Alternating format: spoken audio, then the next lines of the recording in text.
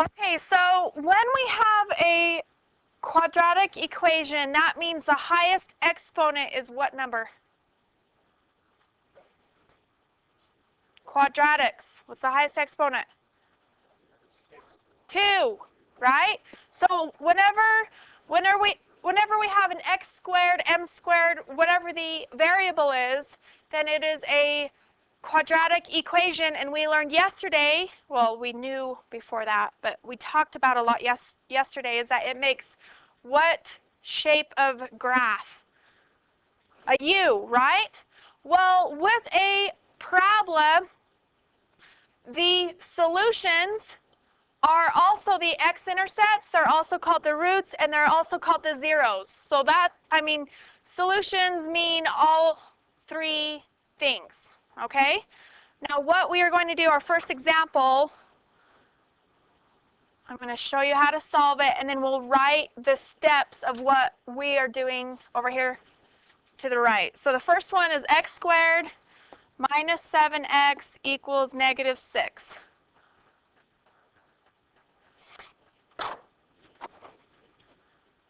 So this is a quadratic because it's an x squared, and it's an equation, obviously, because of this equal sign right here. So the first step you want to do is you want to set the equation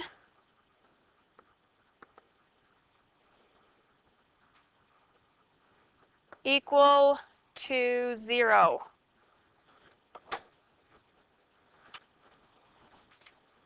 So how can we set this equation equal to 0?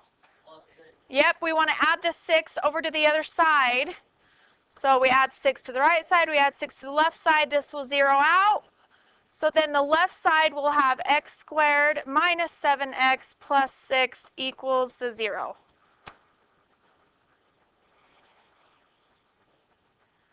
Okay, step 2 is after you set the equation equal to 0, then you want to factor, which we know how to do, right? Since this number is 1, this a in front of the x squared is 1, then we just do factors of 6 to add up to negative 7. What are they? Negative 1, negative 6.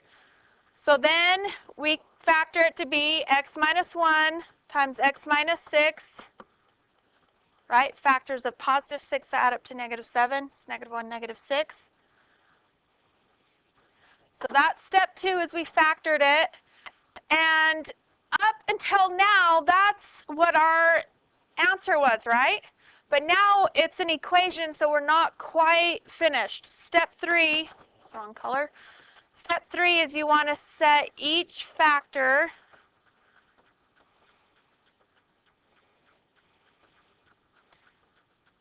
equal to 0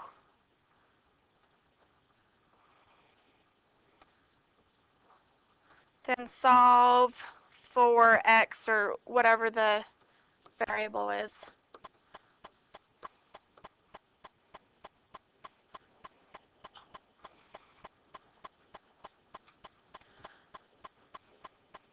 So right now we have this quantity times this equals 0.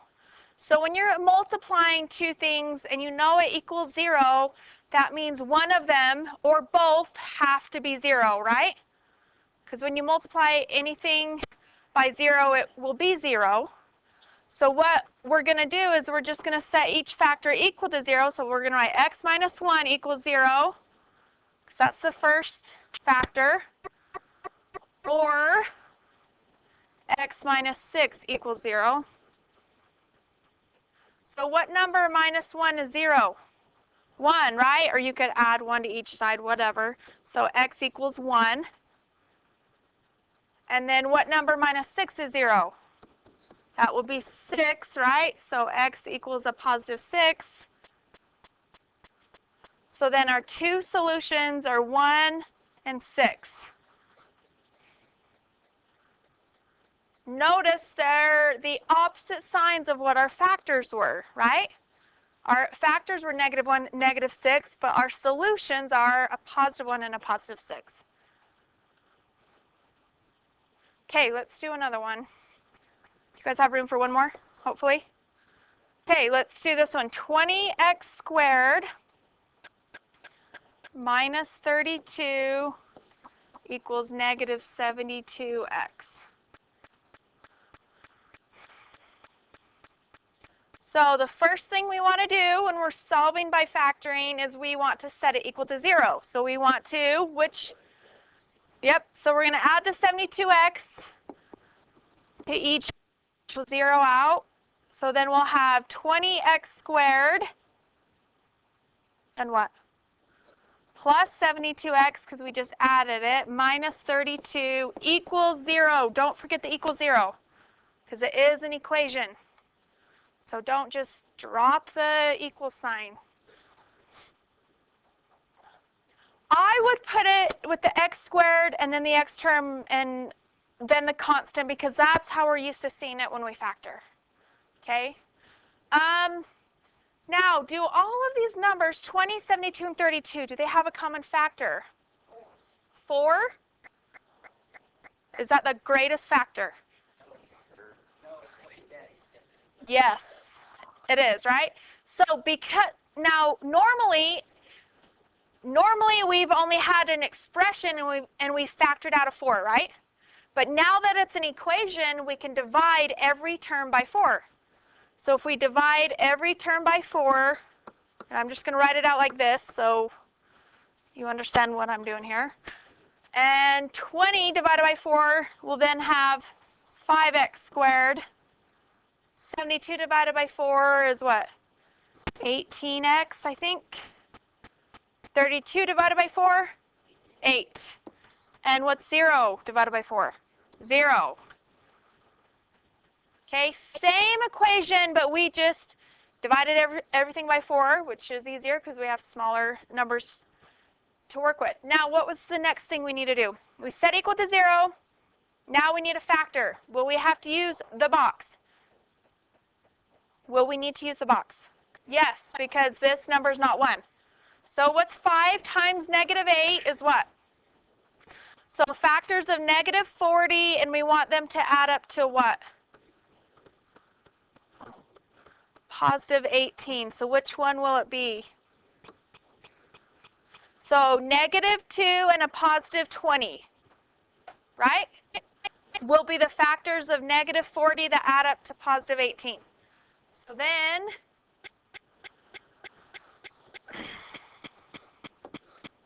let's make that straight somewhat.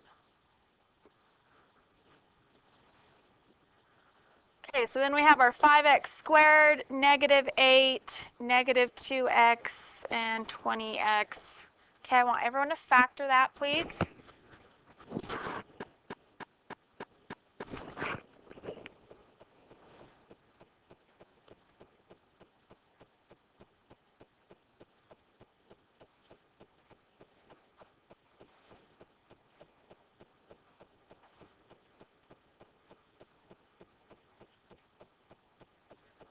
So up here, 5x squared 2x has a common factor of x. What about 20x and 8? 4. In this row, 5x squared and 20x, we have 5x is a common factor. And this row, since they're both negative, I'm going to factor out a negative 2. Right? And it will work because that multiplies out correctly. So then our factors are x plus 4 times 5x minus 2. What am I missing? Equals 0, because it is an equation. Equal to 0. And now we need to set each factor equal to 0, and we solve for x. So we have x plus 4 is equal to 0. And we have 5x minus 2 is equal to 0. So with this first factor, what number plus 4 is 0? Negative 4, right? Or you could subtract 4 to each side, so that's negative 4. This one, since the number in front of x is not 1, we'll have a fraction, okay? Because we'll add 2 to each side. We'll get 5x equals 2, and then we'll have to do what? Divide by 5. And do not put it as a decimal. Leave it as a fraction. Decimals are ugly. So 2/5, -4. So then we can just write our answer all together here like this.